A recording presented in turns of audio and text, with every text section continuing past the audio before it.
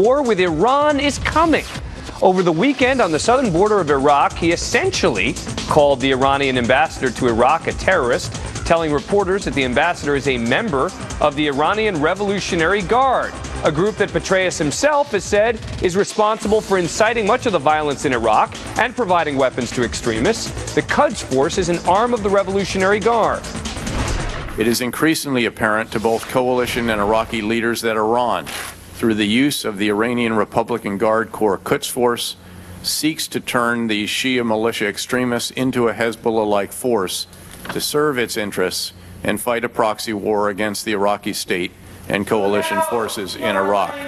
The general's most recent statement this weekend about the ambassador comes on the heels of the House and the Senate, at the urging of President Bush, overwhelmingly voting to call Iran's Revolutionary Guard a terrorist organization.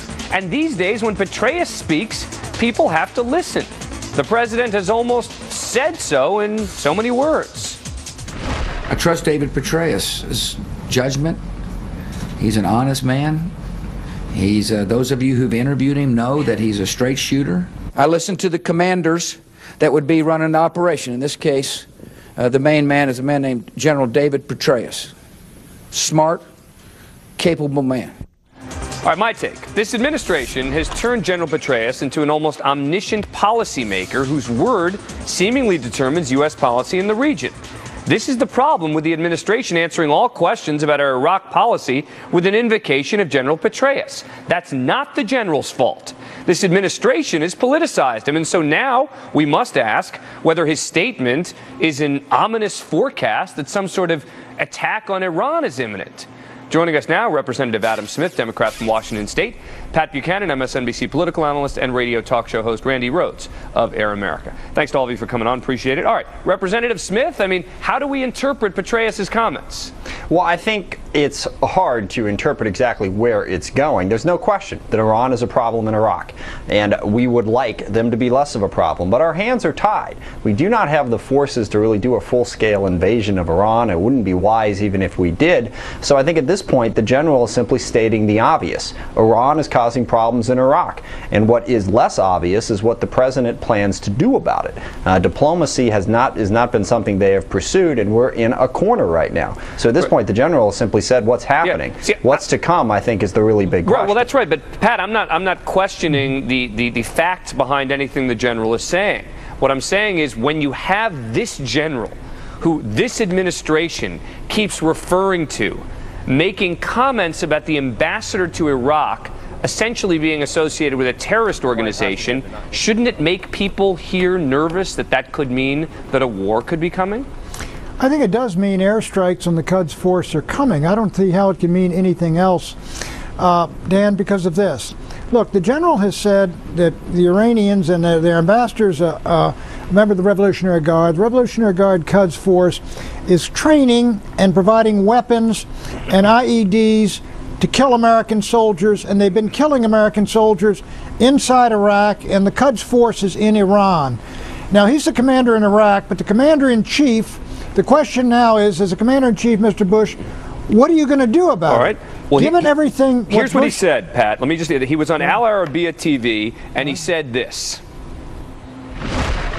I, of course, said all options are on the table, but I made a pledge to the American people that we will work diplomatically. All right, Pat, do you buy it? Well, he has worked diplomatically, and the general is saying that this is continuing as of right now.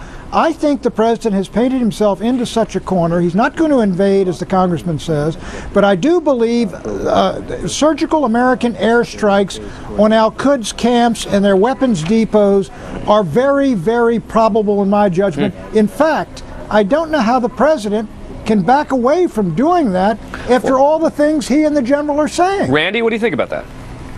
I don't know when generals got to make American policy. I don't know how this happened, but the president's, deferred to a lot of generals that he no longer defers to. He used to say we should trust General Casey, then we should trust Peter Pace, Abizaid, all these generals he listens to until they say things he doesn't want to hear. and then they're no longer to be respected, according to him, and we're to move on to the next general. But I don't know where in the Constitution it says that the generals make American foreign policy. We're not talking about the Constitution. I'm just saying it's a practical matter. Well, is Congress going to declare war, or is the president going to Let me ask do it? Representative Smith that, since he's a member of Congress. But let me ask that in the context of this point. And this is from the Washington Post from October 7th, Representative Smith. Okay. They worry about Iranian actions. This is talking about the administration. They're disappointed that diplomatic overtures to Iran so far have resulted in little progress, but senior officials say they are seeking to avoid military conflict. And the flavor of the article is essentially saying that war with Iran is not imminent, and it sounds like that's your take on this. Well, I think that's true, although there are two dangers here. First of all is the one that Pat correctly points out. You know, what's war mean? Certainly we're not going to invade, but if we start bombing Quds forces, if we start attacking them in Iraq or across the border, you know, is a very slippery slope there, and I think it's a very dangerous position. And the second thing is what both Pat and Randy said. You know, General Petraeus should not be making policy. Now, I think Randy's spot on that the president basically allows these generals to make policy until he disagrees with them. But he has risen General Petraeus, as you said, to a spot of unimpeachable authority. Dan, so what's he going to do now? Well, I think that is the point I've been making. Pat, go ahead, yes. Pat. All right, Dan, look, I was astounded by the president's statement last week to Arabia and the others. He, in effect, was doing a climb down. Now, I've always felt all along there is one motive the president's got is he's putting pressure. He's putting the screws on the Europeans. In other words, get the sanctions for me because I'm ready to hammer them. I understand that. Then he climbs down from that and backs away, which relieves the pressure. Then Petraeus speaks like somebody you're about to get hit. Well, I don't know what here's the doing. president, Pat, to back up that point, here's the president on August 28th. Attacks on our bases and our troops by Iranian-supplied munitions have increased in the last few months.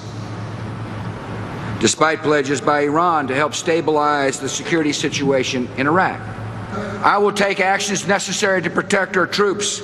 I have authorized our military commanders in Iraq to confront Tehran's murderous activities. Boy, when you listen to that, Randy, it sure sounds like the president is saying we're going to war. It does, but that's the call for Congress, not the president, unfortunately. Yes. It's the one power he really doesn't have. And so, you know, Congress needs to decide whether or not they want to go ahead and do airstrikes on Iran. Of course, you know, Congress understands what the ramifications would be. Randy, the Straits of Hormuz, Pat, you know, would be, you know, something that... I agree with you, Randy, but look. I know you do. You know, I agree with you about the Congress should be the one to investigate what's being done and declare war or not declare war. But we've seen that doesn't always happen. Yeah, the decider's been deciding lately. Right. That's right, and that's the problem. And so, Representative Smith, what can you do as a member of Congress to ensure? I mean, look, you can pass, you can state it, you can proclaim it, you can demand it, but as a practical matter, do you think, let's be specific here, do you think that if there are going to be targeted bombings, let's not call it a war for the sake of this discussion, if there are going to be targeted bombings on portions of the Revolutionary Guard, do you think that Congress must be and will be consulted before that's done?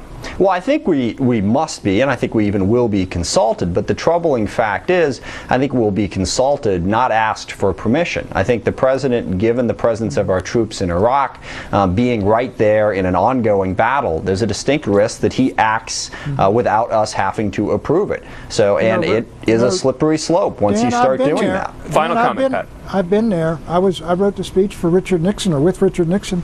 He invaded Cambodia. I mean, he went in there to attack their sanctuary. They had privileged sanctuaries. He went in to smash them.